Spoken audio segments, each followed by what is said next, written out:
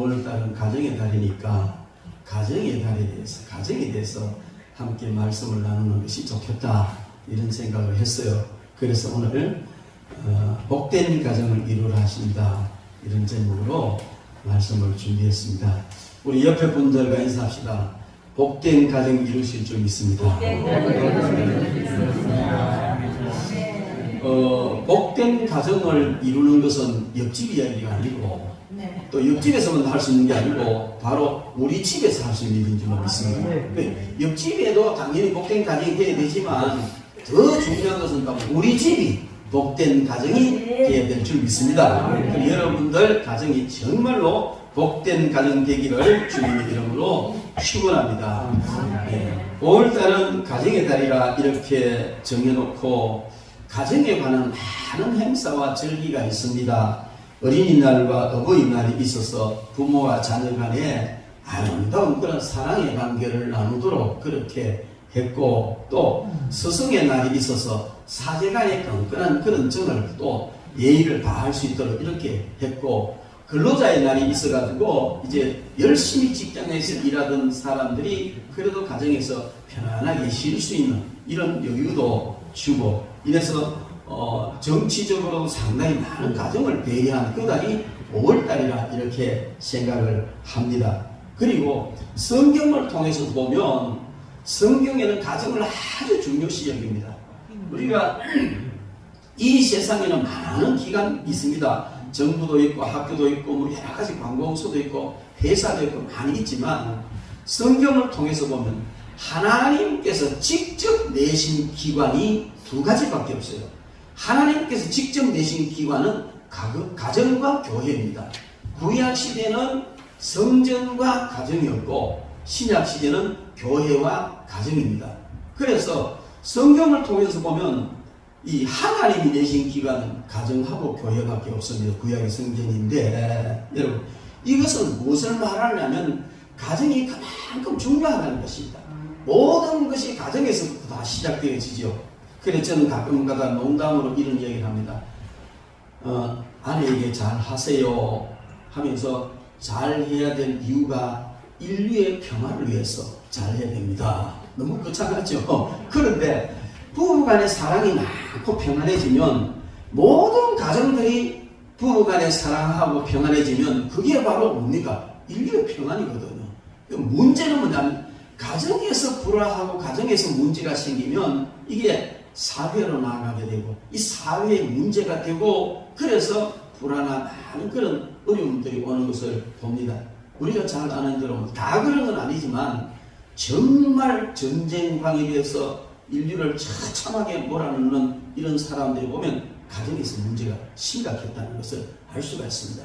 그런 사람의 가정에서 진정한 예수 그리스도를 믿음으로 참된 신앙과 바른 평안을 가졌다면 그런 참담한 전쟁은 일어나지 않았을 것이라 생각합니다. 그래서 저는 농담 삼아서 인류의 평화를 위해서 가정이 행복하십시오, 아내에게 잘하십시오, 남편이 잘하시는데 그게 따지고 보면 맞는 말이다 이렇게 저는 생각을 합니다. 그래서 우리는 이 가정의 달 5월달 한 달 특별히 생각하면서 우리의 가정이 정말 복된 가정 되기를 주의 이름으로 축원합니다.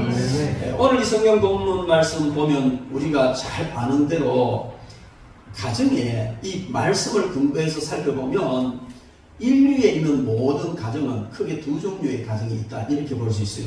첫 번째 가정은 하나님께서 아담과 하와를 통해서 직접 이루신 가정입니다. 그건 에덴 동산에서만 있었던 가정입니다. 그리고 그 에덴 동산에서 생겨난 그 가정을 통해서 생육하고 번성하면서 많은 가정들이 생겨났는데 그게 오늘날 보편적인 가정이라 이렇게 볼 수가 있습니다.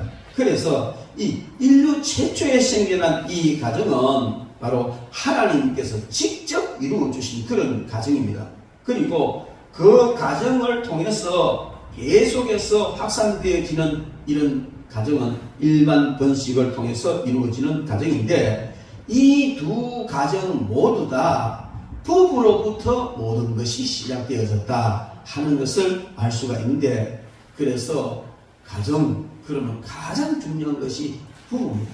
완전히 남남인 같지만은 한 몸이 되는, 그리고 거기서부터 너무나 소중한 자녀들이 생겨나게 되는, 그래서 가정, 그러면 가장 중요한 것이 부부다, 이렇게 볼 수가 있습니다. 그래서 그 가장 소중한 그 부부, 그래서 부부로 통하여 이루어지는 이 가정이 정말 복된 가정이 되어야 될 줄 믿습니다. 먼저 우리가 생각해 볼 것은 인류 최초의 가정인 아담과 하와의 가정을 통해서 우리에게 주시는 교훈이 무엇인가 하는 것을 살펴보고 그 교훈을 받아서 행복한 가정을 이루시기를 바랍니다. 먼저 오늘 성경 말씀에 보면 18절 말씀에 여호와 하나님이 이르시되 사람이 혼자 사는 것이 좋지 아니하니 내가 그를 위하여 돕는 배필을 지으리라, 이렇게 말씀하셨습니다. 우리가 창세기 1장부터 쭉 보면 하나님이 천지를 창조하실 때에 한 날 한 날 창조하시고 난 뒤에는 반드시 따라오는 수식어가 있는데 하나님의 보시기에 좋았더라, 하나님의 보시기에 좋았더라. 이 좋았더라는 완벽하신 하나님께서 보실 때에 너무 좋다는, 이 말은 하나님의 창조 사역이 완벽했다, 이런 말입니다. 그런데 오늘 느닷없이 18절 말씀 보면 분명히 사람을 지으시고 하나님 보시기에 심히 좋았다 했는데, 오늘 본문 말씀에는 보면 여호와 하나님께서 사람이 혼자 사는 게 좋지 아니하니 이렇게 말했단 말이에요. 그러면 하나님께서 사람 지은 걸 심히 좋다 해놓고 뭘 또 좋지 않다 말하느냐, 이런 생각을 할 수가 있습니다. 그런데 여기에 좋지 아니하다, 좋다는 토라는 말인데 여기에 부정사 붙어서 부정가사 붙어서 좋지 아니하다 이렇게 되어 있는데, 여기에 좋지 않다 하는 이 말은 근본적으로 좋지 않다는 것이 아니고 상대적으로 좋지 않다, 이런 뜻입니다. 예를 들자면 이런 말이에요. 하나님께서 이 아담을 지으시고 사람을 지으시고 심히 좋았어요. 심히 좋았는데 하와를 지어서 부부가 같이 있는 것보다는 안 좋다, 이런 얘기가 되는 거예요. 예. 좋지 않다는 이 말은 하나님의 창조 자체가 좋지 않다는 것이 아니고 부부가 함께 사는 것보다 혼자 있는 것이 안 좋다, 다른 말로 하면 혼자 있는 것보다 부부가 함께 있는 것이 더 좋다, 이런 의미. 그래서 하나님께서 아담을 통하여 그 안에 하와를 지으셨어요. 그런데 하와를 지으시기 전에 하나님께서 하신 일이 있어요. 그게 뭐냐면 모든 짐승들과 모든 것들을 아담 앞으로 지나가게 하면서 아담을 하여금 이름을 짓게 한 거예요. 이 유대인들의 그 전성에 보면 이름을 지어줬다는 것은 그가 이름 지어준 사람이 주인이고 그 사람이 모든 걸 다 주관한다, 이런 의미가 있어요. 그래서 하나님께서는 아담에게 모든 만물을 정복하고 다스리고 관리하라, 이렇게 명하셨는데 그 명령과 연결되어서 하나님께서 그럼 네가 이름을 지어줘라. 그럼 이름을 지어줬다는 건 넌 나에게 속한 것이다, 내 말을 들어야 된다, 나의 다스림을 받아야 된다, 이런 의미거든요. 하나님께서 직접 다 이름을 지어주시지 않고 이 일을 아담에게 맡긴 것은 모든 만물이 아담 아래 속해서 아담에게 복종하도록 하기 위한 것이다. 이 말은 오늘 우리에게 사람 아래 모든 만물들이 복종해야 된다. 그리고 사람은 모든 만물에 뛰어난 존재다. 하나님으로부터 그런 특권을 받은 것입니다. 그런데 안타깝게도 오늘날 많은 사람들이 이 정복하고 다스려야 될 어떤 대상을 숭배하는 이런 자리에 들어요. 뭐 예를 들어 인도 가면 소를 숭배한다든지 뭐 등등 이런 것. 그래서 이건 벌써 하나님 창조를 위해서 어긋나버린 것이다, 이렇게 볼 수가 있습니다. 그런데 하나님께서 이름을 짓게 하신 그 이유는 이런 이유도 있지만 다른 또 한 가지 이유가 뭘까? 저는 생각해 볼 때에 이름을 다 지어줍니다. 그래서 저는 이 아담이 참 대단한 분인 거예요. 저는 손자들 이름 하나 지금 한 달 걸려가 지어주기로 그랬거든요. 그런데 지가 부르면 무조건 이름인데 그 이름이 얼마나 딱 들어맞는지 참 대단한 분이시죠. 그런데 다 지나가는데 상상이 지나가는 상상, 암수 환상식 상상이 지나가는데 자기는 혼자거든요. 이것은 의도적으로 하나님께서 네가 다스리고 정복자라는 것을 가르쳐 주시면서 다 둘이잖아. 너 혼자지. 그래서 둘이 함께 사는 것보다 혼자 있는 것이 덜 좋은 거야. 그러니까 필요를 느끼도록. 그 사람으로 하여금 아담으로 하여금 안에 즉 그 돕는 배필의 필요성을 느끼게 하고 하나님께서 아담을 통해서 이 하와를 지어 주셨습니다. 그렇다면 우리는 여기서 생각할 것은 요즘 보면 독신주의자들이 많잖아요. 그죠? 절대 독신주의자는 비성경적입니다. 꼭 결혼을 해서 그렇게 행복하게 살아야 됩니다. 근데 돕는 배필을 지어주시겠다. 이렇게 하나님께서 작정을 하시고 이제 하와를 지으셨는데 여기 돕는 배필이라 하는 이 말은 반려자다, 조력자 이런 뜻이에요. 그래서 반려자, 조력자가 되는 그런 아내를 지어주셨는데 우리가 자칫 잘못 생각하면 반려자고 조력자이기 때문에 남성 우월권, 그래서 성경은 남성 우월을 말한다. 여성이 그냥 약한 것이다. 이렇게 잘못 오해할 수도 있지만 절대로 그렇지 않다는 것입니다. 다만 질서를 세우기 위해서 하나님께서 이렇게 하셨다. 저는 그렇게 생각을 해요. 예를 들어서 남자도 흙으로 만들고 여자도 흙으로 만들고 똑같이 만들어 가지고 사람을 모든 짐승을 암수를 이렇게 상상히 만들듯이 사람도 남녀를 이렇게 만들었다면 어떨까? 우리 여성분들 당연히 그랬어야 되는 거 아닙니까? 왜 하나님이 아담 갈비뼈를 빼가지고 만들어가지고 그 남자가 우위에 있는 이들이 물론 요즘 여성상이 이런 이야기도 하지만 왜 그런 이야기를 하게 하느냐 이런 생각을 할 수도 있지만 거기에는 하나님의 놀라운 섭리가 있습니다. 그것이 뭐냐면 그 놀라운 섭리라는 것은 바로 뭐냐면 관계성에 있어서 남자에게서 여자를 만든 것이 각각 만든 것보다 훨씬 낫습니다. 각각 흙으로 각각 만들었으면 완전히 남남이잖아요. 그죠? 서로의 관계에서 완전히 별개란 말이에요. 근데 남자의 갈비뼈를 빼서 아내를 만들었기 때문에 이게 뭡니까? 결국은 한 몸이라는 것이죠. 이 관계성에 있어서 너무 귀한 일이다. 그 다음에 질서의 소중함을 말합니다. 어쨌든 성경에는 여자가 남자에게서 났습니다. 그 가장 처음 여자가 남자에게서 나고 그 이후로부터는 남자와 여자가 여자에게서 났죠. 맨 처음에 하와는 남자의 갈비뼈에서 나왔고 그 이후에 모든 사람들은 남자나 여자나 모두 다가 여자에게서 나오게 된 겁니다. 그래서 이것은 바로 질서를 의미하는 것이다. 만들 때에 깊이 잠들게 만들고 누가 그래? 최초의 외과 의사는 하나님이다. 마취를 시켜놓고 갈비를 빼가지고 사람을 만들었다. 그렇게 이야기를 하기도 해요. 그리고 이렇게 해서 갈비뼈를 빼가지고 이제 하와를 만들어서 아내를 만들어서 데리고 오니까 아담이 고백하기를 이는 내 뼈 중에 뼈요 살 중에 살이다. 저는 아담이 하와를 바라보면서 이는 내 뼈 중에 뼈요 살 중에 살이다 이 말을 할 때 제가 지금 설교할 때처럼 이는 내 뼈 중에 뼈요 살 중에 살이구나 뭐 이렇게 했겠느냐 그거 아닌 줄 압니다. 완전히 뿅 가가지고 그냥 막 너무 그냥 막 홀딱 반해가지고 좋아서 어쩔 줄을 모르면서 이는 내 뼈 중에 뼈 살 중에 살이구나 이렇게 한 줄 믿습니다.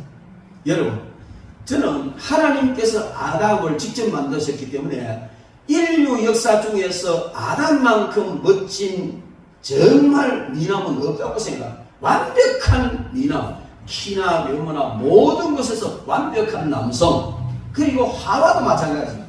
그 어떤 아름다운 미스 유니버스보다도 더 훨씬 더 아름다운 그 어떤 사람은 더 아름다운 그런 하와, 멋진 아름다운 하와를 만드셨다. 저는 하나님 항상 최상품을 하시기 때문에 그러면 이 두 사람이 만났을 때에 얼마나 좋았겠느냐. 하와는 하와대로 아담을 보니 뿅 가버렸고 아담은 아담대로 하와로 보니 뿅 가버렸고 이래서 이런 가정이 바로 에덴 동산에서 이루어진 가정이다. 이렇게 뜨거운 사랑, 완벽한 사랑, 너무너무 사랑하는 이런 관계에서 가정을 이루는데 거기서 바로 자녀들이 태어나게 되었던 것을 우리는 압니다.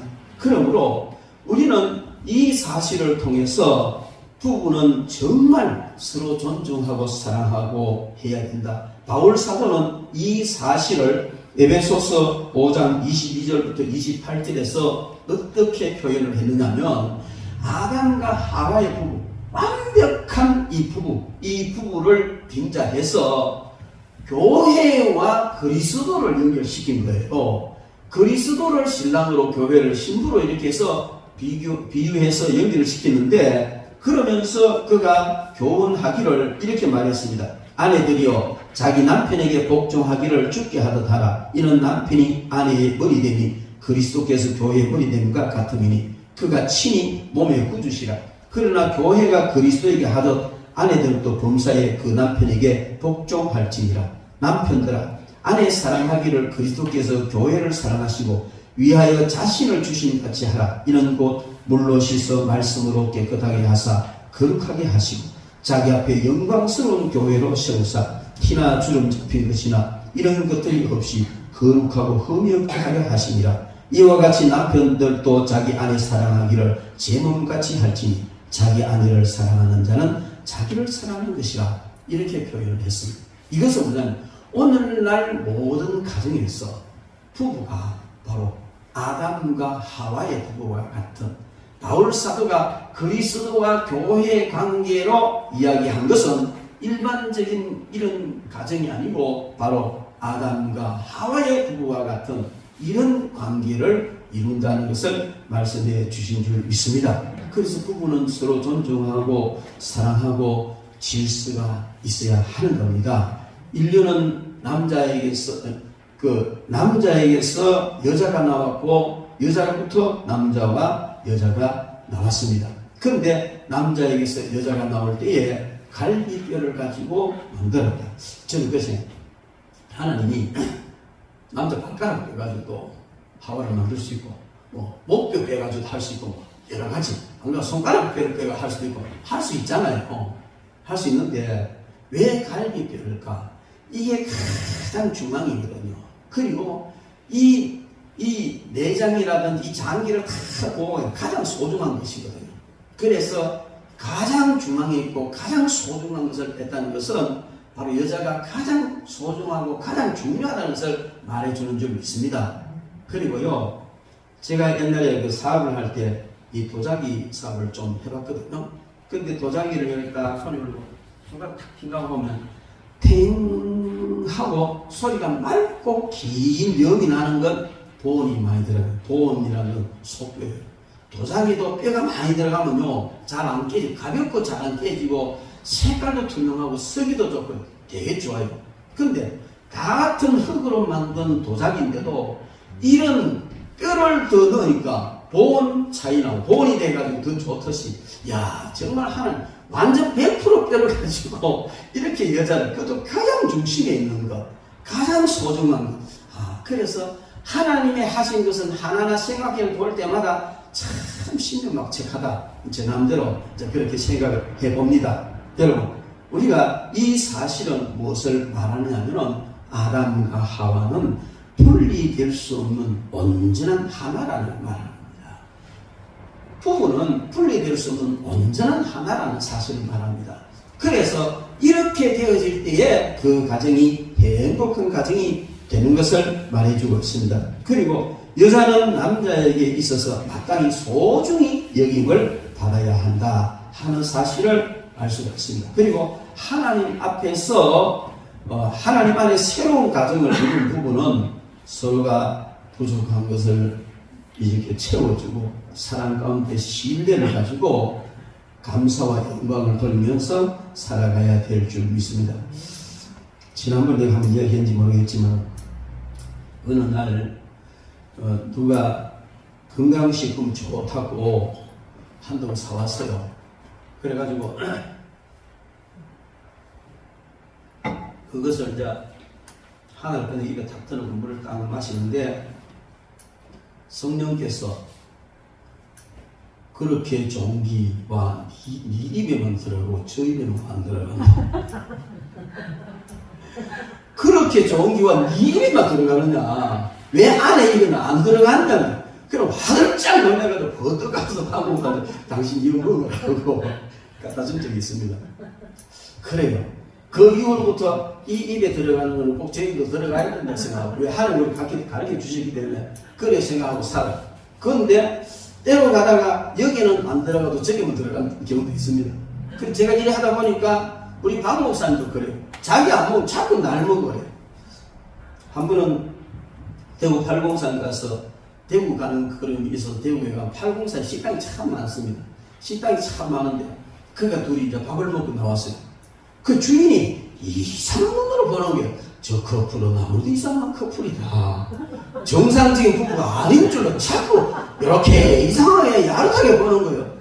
왜냐하면 절대로 정상적인 부부가 안 하는 짓을 둘이 다 하고 가거든요. 미기주고 무락하고 뭐 계산하고 이런 사람끼리 대부분 그러잖아요. 자기 아내와 남편에게는 그래 안 하고 뭐 이상한 남녀관계가 들어가면 자 그럼 미기주고 그래 하잖아요. 그죠? 그런가 봐요. 그러니까 저거 한번 이상한 커플인가 봐 생각하는 것 같아요.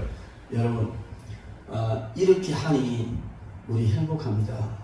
여러분들도 행복한 가정 만드시기 바랍니다. 부산에서 그래도 네로라는 돈 많은 회장님이 있어요. 그분이 이제 박 목사님 기도를 받고 저하고 같이 또 우리 최 권사님 소개를 만나서 기도도 해주고 뭐 이렇게 또 했는데, 그분이 한번 이런 이야기를 해요. 배 목사님하고 박 목사님 부부는 상위 3% 안에 들어가는 부부라는 거예요. 그게 뭔 소리예요? 100명 중에 3사람 있을까 말까 한 아주 절친한 부부라 그런 얘기를 해요. 되게 듣기 좋더라고요. 뭐 우리가 가식적으로 한 건 아닌데, 지난주에도 인천에 목사 안수식 가서 하고, 또 화요일 안수식에서 화요일 하고, 또 목요일 날은 또 저기 용인에 또 이제 헌당식에서 또 하고, 뭐 총회장이 되다 보니 막 하여 쫓아다니는 게 굉장히, 그래서 화요일 또 왔다 갔다 할 수 없어서 수요일 날 인천에 집회를 해버렸습니다. 집회를 하고, 뭐 또 그 다음에 내가 영동서 또 영동 갔다가 여수 갔다가 막 그 여수에 그 목사님 네 분이 계셨는데 사모님이 백신 맞으러 가서 넘어져 버린 거예요.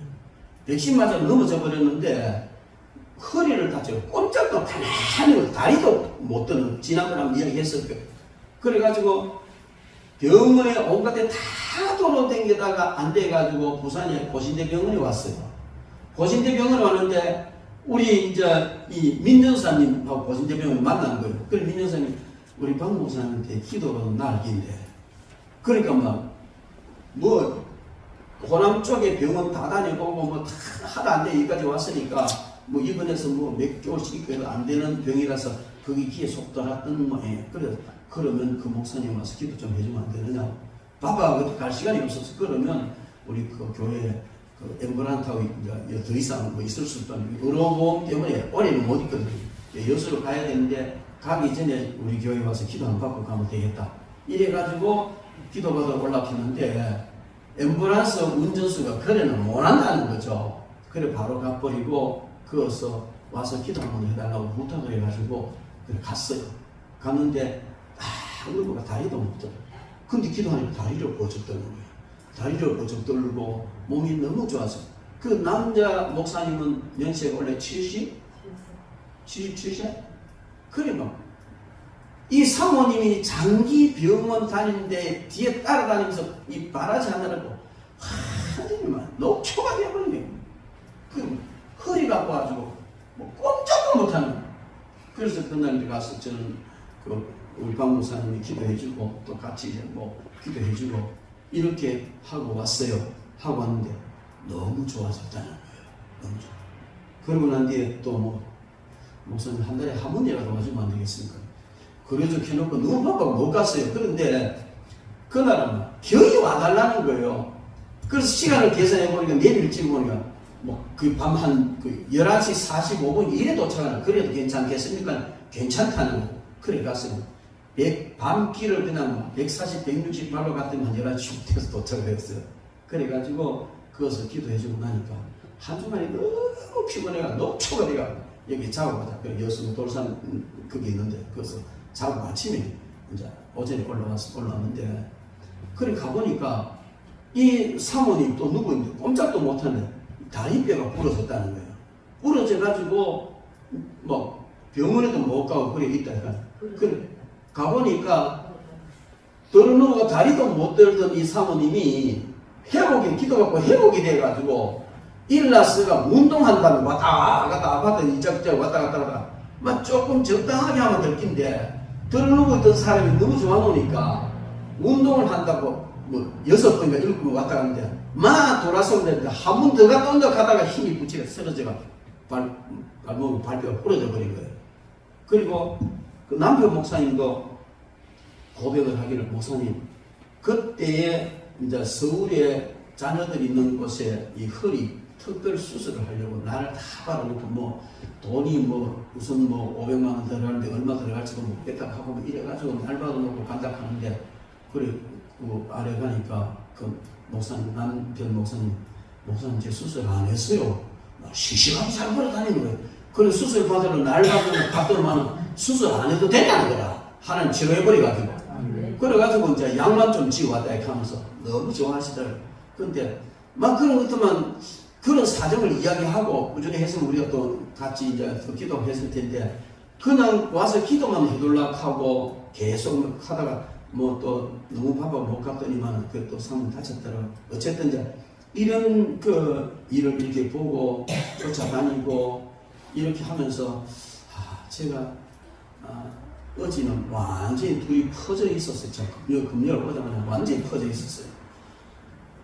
사람들이 우리 박 목사님이 손 얹어 기도하니까 뭐 손만 떡 있으면 아무 힘도 안 나는 줄 아는데 영적 전쟁이거든요. 영적 전쟁인데 굉장히 힘들어요. 그래서 제가 마음이 참 안타깝고 아플 때 참 많습니다. 근데 그러니까 이제 그 강의님 그러더라고요. 둘이서 상위 3%에 드는 인정 많은 사람이다. 저희들이 전국 집회를 다니다 보면 참 죄송한 일이지만요. 목사님들도 부부간에 막 싸움하고 갈등이 돼가지고 이렇게 막 편안하지 못한 가정을 이루는 그런 분들이 참 많은가 봐요. 저희들이 가서 이렇게 집회하고 보면 둘이가 찰떡궁합이 돼가지고 저렇게도 행복하게 사는구나 이런 걸 이제 보게 되나 봐요. 제가 좀 설교를 실전 얘기를 좀 한 것 같은데 왜냐하면 전 촌놈이라서 농사를 많이 짓거든요.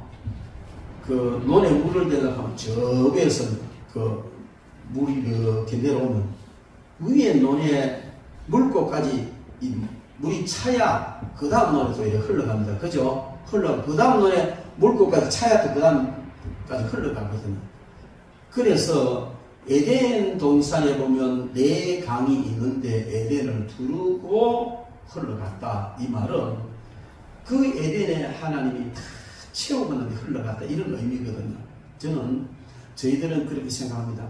어쨌든 저희들이 먼저 가정이 행복하고 그렇게 돼야 그 다음에 이것이 흘러서 모든 가정이 행복한 가정이 되지 않겠느냐 생각을 합니다. 그리고 여러분들도 조금만 예를 쓰면 이런 행복한 가정이 행복이 계속해서 흘러서 가고 여러분들이 행복하면 자녀들이 행복하고 계속 행복하고 그런 역사가 일어날 줄 믿습니다. 그래서 우리 에덴의 가정이 이렇게 정말 사랑하고 행복한 그런 가정이었는데 그 에덴의 가정에서부터 계속해서 발생되는 것이 보편적인 가정입니다. 그 보편적인 가정의 모양을 보면 어떠냐면 24절에 보면 이러므로 남자가 부모를 떠나 그의 아내와 합하여 둘이 한 몸을 이룰지로다. 아담과 그의 아내 두 사람이 벌거벗었으나 부끄러워하지 아니하니라 이렇게 말했습니다. 그런데 여기 보면 이 남자가 부모를 떠나 그의 아내와 둘이 합하여 한 몸을 이룰지니라. 이것은 바로 결혼을 통해서 일어나는 일이죠. 그런데 가장 중요한 것은 이 결혼 이야기인데, 결혼에 대해서 3대 원리를 이야기해 주고 있습니다. 그 결혼에 대한 3대 원리가 뭐냐면, 가장 먼저 책임을 지닌 성숙한 존재가 되어서 부모로부터 떠나야 된다는 겁니다. 여러분, 자녀들이 결혼해서는 다 떠나보내야 돼요. 그리고 자녀들도 결혼해서 부모로부터 떠나와야 돼요. 가정, 경제, 모든 면에서. 그런데 이 부모들이요, 아들을 장계 보내놓고 못 떠나보내는 거라. 그러니까 자기 딸네 집에 가가지고 사이가 설거지하고 하면, 우리 사이 잘 봤다고 그러면서, 아들 집에 가서 며느리가 아들 집에 며느리가 설거지 안 하고 그 아들 집에 가서 아들이 설거지하면 퍼펙트이죠. 그죠? 그냥 떠나보내지 못했기 때문에 완전히 떠나보내야 된다. 그 다음에 둘이 합하여 이거는 인격적인 완전 연합을 의미하는 겁니다. 그냥 이 가족이, 부부가 그냥 대충 연합이 아니고 완전한 인격적으로 하나가 되는 것을 이루어져야 된다. 그 다음에 두 사람이 사랑으로 하나 되는 합일성 이루어져야 되는 겁니다. 부부는 바로 이러해야 된다는 것을 우리에게 말해주는데, 철저히 떠나보내고 그 다음에 연합되어지고 하나 되는 이런 가정 되어야 될 줄 믿습니다. 여러분들도 그러해야 되지만 여러분들의 자녀들도 그렇게 되도록 도와줘야 될 줄 믿습니다. 그래서 가정은 결혼을 통해서 이루어집니다. 그렇다면 우리는 나의 결혼, 또 자녀들의 결혼, 또 부모들의 결혼 다 살펴보면서 정말 아름다운 가정이 되어야 될 줄 믿습니다. 제가 신학교 다닐 때인데, 신학교 다닐 때는 지금부터 오래전입니다. 그죠? 그때는요, 우리 한국에 이혼이라는 말이 거의 별로 없을 때였어요. 특히 교회 안에서 이혼이라는 있을 수 없는 일로 알고 있었어요. 근데 신학 교수가 말하기를, 미국 살다 온 교수가 말하기를, 미국의 예식장 주인들이 종업원들한테 하는 말이 있는데, 이 부부에게 잘해주라는 겁니다. 특별히 잘해주라. 서비스도 최고로 잘해주라. 왜? 이 사람들 중에 적어도 30%는 다시 올 고객이다. 우리 고객이다. 이런 얘기 했다는 거예요. 그게 뭐냐면, 당시에 벌써 미국에는 30%가 이혼하고 재혼한다는 그런 이야기죠. 그래서 미쳐도 단단히 미쳤다. 완전 미국이라는 나라는 참 이상한 나라네. 그런 생각을 했습니다. 근데 그게 오늘날 우리 주위의 문제가 되어있지 않습니까? 여러분, 이것은 뭘 말하냐면은 정말 우리가 이 가정에 대해서 깊이 생각하고 정말 부부가 아름다운 그런 믿음으로 사는 그런 가정이 되어야 될 줄로 믿습니다. 그리고 이 가정에 벌거벗었으나 부끄러워하지 않더라. 우리는 그냥 육체적으로 부부간에 벌거벗었으나 부끄러워하지 않는 건 당연한 것이지요. 그러나 그것을 뛰어넘어서 벌거벗었으나 부끄러워하지 않다. 이건 그때 당시에는요, 옷도 아니고 아무 실로라기 하나 걸치지 않고 에덴동산에 살았지만 안 부끄러웠다는 겁니다. 부부간에 같이 잠잘 때 벗고 자도 안 부끄럽다는 뜻이 아니고, 부부가 둘 다 벗고 신앙생활, 벗고 생활, 정상 일반 생활을 했는데도 부끄러움을 못 느꼈다는 것이죠. 이것은 우리에게 뭘 말해주냐면, 물론 지금은 영적인 문제지만은 부부간에는 부끄러움이 있어서는 안 된다는 겁니다. 윤리도덕적으로도 부끄러움이 있어서는 안 되고, 긍정적으로 부끄러워해야 할 그런 일은 없어야 된다는 거죠. 저는 아직까지도 휴대폰에 잠금장치를 안 하고 그냥 오픈해놓고 쓰고 있어요. 박 목사도 마찬가지. 그래서 요즘은 언제나 해야 되겠다 싶어요. 왜냐하면 잊어버렸을 때 큰 문제가 일어나겠더라고요. 근데 요즘은요, 이런 비밀장치가 남편은 절대로 아내한테 안 가르쳐주고, 아내는 절대로 남편이 안 가르쳐주고, 이래 해가 들어가고 꼭 가고 싶어가지고. 이제 우리는 부부간에는 100% 오픈되어야 된다고 생각합니다. 다른 건 몰라도 부끄러움이 없는 그런 삶이 되어야 된다. 아담과 하와가 벌거벗었으나 부끄러워하지 않았다는 것은 그들의 몸과 마음이 하나가 됐다는 것이고 온전히 집중된다는 것이고 범죄하지 않고 살았기 때문에 그렇습니다. 서로가 벌거벗었어도 너무 사랑하고 너무 좋았죠. 그런데 우리가 오늘 읽은 2장 25절 마지막 절 다음에 3장 1절에 딱 가보면 무슨 얘기 나오냐면은 그런데 뱀은 여호와 하나님이 지으신 들짐승 중에 가장 강교하니라. 뱀이 여자에게 이르되 하나님이 참으로 너에게 이 동산 모든 나무의 열매를 먹지 말라 하더냐 하고 이렇게 미혹을 하죠. 그러니까 이렇게 행복하고 완벽한 가정에 마귀가 침투한 거예요. 마귀가 침투해서 연약한 이 하와를 미혹을 하고 하와로 하여금 아담이 하나님의 명령을 거역하게 하고 그렇게 되니까 결국 이 가정이요 처참하고 비참한 가정, 저주받은 가정이에요. 왜? 죽음이 몰려닥쳐오고 여자는 해산의 고통을 당해야 되고 남자는 이마에 땀을 흘려 먹고 살고 그 자식이 그냥 비참한 그런 자리에 들어가는 일이 일어나고 얼마나 처참한 일이 일어났느냐는 것이죠. 이것은 우리에게 무엇을 가르쳐 주느냐면 가정에 마귀가 틈타면은 그 가정은 불행해진다는 거죠.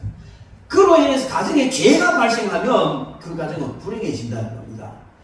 내가 죄 지은 것이 가리워지고 덮여진다 할지라도 어쨌든 가정에는 죄가 있으면 불행해지는 거예요. 그 죄는 마귀가 주는 거란 말이에요. 여러분, 그래서 우리들의 가정은요 절대로 죄는 있으면 안 됩니다. 누가 그러더라고요. 목사님 요즘요 결혼한 사람도 예인 없으면 6급장이라고 하고요. 그 예인이 뭔 예인이냐? 뭐 밖에 가서 뭐 놀다가 뭐 또 이상한 데도 같이 가는 그런 예인이라. 세상이 그렇게 타락해버렸어요. 마치 소돔과 고모라처럼. 정상이 비정상이고 비정상이 정상인 것처럼 이렇게 타락해버리니까 가정에 죄가 들어오고 그로 말미암아 가정에 문제가 생기고 그 죄가 자녀들에게 전가되어지고 그런 자녀들이 사회에 나가니까 사회가 문제가 되어지고 이렇게 되는 거예요. 그래서 여러분 우리는 정말 우리의 가정에는 부부간에는 절대 부끄러운 것이 없어야 될 줄로 믿습니다. 부끄러운 것이 있다면 다 해결하시기 바랍니다. 그런데 이렇게 부끄러운 것 때문에 죄 때문에 파괴된 이 가정이 그만 그냥 폐기 처분하시느냐 그게 아니고 하나님께서는 바로 이어서 창세기 3장 15절에 여인의 후손이 와서 죄 문제를 해결해 준다 이렇게 언약을 하고 있어요. 세상의 모든 사람들은 다 남자와 여자의 후손인데 오직 예수님만 동정녀 탄생하셨기 때문에 여인이 후손인 거예요. 죄 없으신 예수님께서 오셔서 십자가에서 우리의 모든 죄를 대신 다 해결해 주시니 죄 문제가 해결되더라. 여러분 우리는 죄를 짓지 않고 살 수는 없습니다. 어쩔 수 없이 죄를 지을 수 있어요. 그게 사람이에요. 그렇기 때문에 어쩔 수 없이 죄를 짓는다 할지라도 우리가 그 죄의 영향을 벗어나서 죄의 영향을 받지 않고 복되게 행복하게 살 수 있는 길을 하나님이 내셨어요. 그게 뭐냐면 우리의 모든 죄를 예수님께서 대신 십자가에 다 죄값을 지불하신 거예요. 여러분 사람이 죄를 짓지 않아서 천국 간다? 아닙니다. 어떤 사람 그러더라고요. 목사님 그 사람은요 예수 안 믿어도 천당 갑니다. 그 무죄 갑니까? 그 사람은 법 없이도 사는 사람인데요. 여러분 법 없이도 사는 그보다 더한 사람이라도 한 번은 죄가 있을 거 아니에요. 한 번은 성경에 보면 나가라 하는 자마다 천국에 못 들어. 이 나가라는 말은요 유대인들 욕이에요. 한국말로 번역하면 이 새끼 요 정도 욕입니다. 이웃만 가지고 이 새끼 요 정도 욕인데 그 정도의 죄만 지어도 천국에 못 가는. 왜? 천국은 죄가 하나도 없는 사람이 가는데 모든 사람이 죄를 범하였으며 하나님 영광이 이르지 못하더니 죄의 삭은 사망이요 이 사망은 둘째 사망과 불못이라 이렇게 말했습니다. 그래서 이 죄가 가정을 파괴했을 뿐만 아니고 이 죄가 우리를 하여금 천국에 영원히 지옥의 고통에 빠지게 만드는 것이 죄입니다. 그런데 인간 중에서는 이 죄를 해결할 사람이 없는 거예요. 왜? 하나님께서 이 사람이 죄를 짓지 않고 살 수 없다는 것도 아시고, 왜 아담도 지쳤으니까 없고, 그 죄를 가지고 천국에 못 온다는 것도 하나님 원칙이니까 어떻게 할까 생각하시다가, 그럼 인간 중에 죄가 없는 사람이 있나 살펴보고, 있으면 그 사람에게 세상 모든 사람들의 죄를 다 뒤집어 씌워서 이 보증인이 되라 해서 벌받게 하고 처벌받게 하고 다른 사람을 용서해 주자 해서 찾아봤지만 모든 사람이 죄를 범하였다. 다 치우쳐 불의에 치우쳤다. 그런 의인이 없나니 하나도 없다. 그래서 하나님께서는 어쩔 수 없이 하나님에게 딱 한 분 계시는 독생자 예수님을 이 땅에 보내신 거예요. 그리고 세상 모든 사람들의 죄를 그에게 다 뒤집어 씌워서 인간이 만들어낸 사형틀 중에 가장 처참하고 고통스럽게 죽는 십자가라는 사형틀에 달려 죽게 하셨어요. 그 주님은 그때 엘리 엘리 라마 사박다니, 나의 하나님 나의 하나님 어찌하여 나를 버리셨나이까. 주님은 날 하나님을 향해 아버지라고 말했는데 그 십자가 상에 쓴 만큼은 나의 하나님 나의 하나님 어찌하여 나를 버리셨나이까 부르짖었습니다. 그게 뭐냐, 온 세상 사람들의 모든 죄 안 하고 너무너무 독한 한 사람의 죄도 우리가 들을 때 소름 끼치는데, 인류가 생기고 난 뒤부터 인류가 없어질 때까지 모든 사람들의 죄를 예수님께 다 뒤집어 씌웠으니 예수님 얼마나 고통스러웠겠어요. 하나님이 그때는 아들이 아니고 죄덩어리 밖에 버리신 거예요. 그래서 처형당하게 되고 음부에 내려가고 지옥의 고통까지 맛보시도록 하시고, 하나님께서 하신 말씀이 내가 너희들의 죄를 이 내 아들 예수에게 다 뒤집어 씌워서 대신 처벌받겠다. 그래서 너희들을 용서해 준다. 이 사실을 믿으라. 이것을 믿으면 용서해 주고 믿지 않는데 용서해 줄 수가 없다. 여러분, 우리가 예수님을 믿고 천국 가는 것은 그냥 대충 적당하게 내가 어쩌다가 기독교를 선택해서 그렇게 천국 가는 게 아니에요. 너무나 하나님 심판 주신 하나님이 귀한 대가를 지불하시고 우리의 죄를 용서하신 거예요. 그래도 이 사실을 믿지 않으면 내가 용서할 수가 없다. 이 사실을 믿으면 용서해 준다. 여러분, 천국은 죄를 안 지은 사람이 가는 것이 아니고 죄를 용서받아서 완벽하게 용서받아서 없어진 사람이 가는 곳이에요.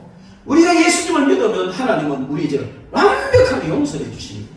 그래서 우리는 우리의 힘으로 가정을 행복하게 만들고 우리의 힘으로 가정에 지혜를 없애고 우리의 힘으로 마귀를 가정에 몰아내려고 논문부림을 치지만 그건 불가능하다는 걸 하나님이 아십니다. 그래서 성령님을 보내셨어요.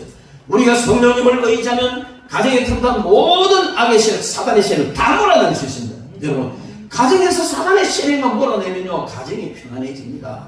마귀가 가정에 침투하면요 기업이 망가지고 자녀들이 문제가 생기고 하는 일이 어그러지고 많은 고통이 많이, 그게 하는 일이 마귀가 하는 일이니까. 그런데 이 사단의 세력을 딱 몰아내보면요 형통해져요. 형통해져.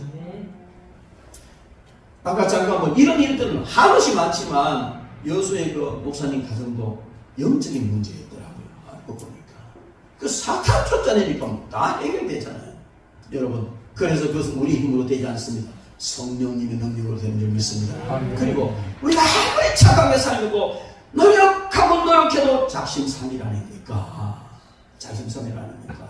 그러니 우리 힘으로 할 수, 그래서 예수님 십자가에 모든 걸 다 감당해 주셨으니까 우리가 그 은혜로 말미암아 죄를 이기게 되는 줄 믿습니다.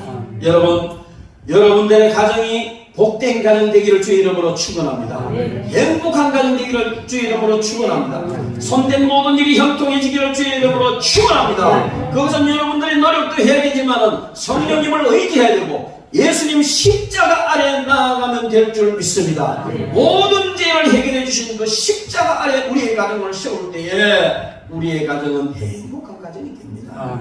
우리들의 자녀들은 정말 착하고 행복한 하나님께서 붙들어 주심으로 정말 아름답고 복된 그런 귀한 자녀들이 될 줄로 믿습니다. 여러분, 우리 이제 이 5월 가정의 달을 맞이해서 여러 가지 많이 노력해야 되겠지만 우리 힘으로도 노력해야 되겠지만은 철저히 성령님 의지하시기 바랍니다. 그리고 제 문제 해결하시기 바랍니다. 주님 십자가 아래 우리들의 가정을 세워야 될 줄 믿습니다. 여러분들의 가정을 주님의 십자가 아래 세우십시오. 그러면 사탄이 틈타지 못합니다. 죄가 해결됩니다. 그리고 행복 시작됩니다. 불행 끝 시작됩니다. 여러분, 그래서 십자가 아래서 행복한 가정을 이루는 그런 저와 여러분들 가정이 되기를 주의 이름으로 축원합니다. 기도하겠습니다.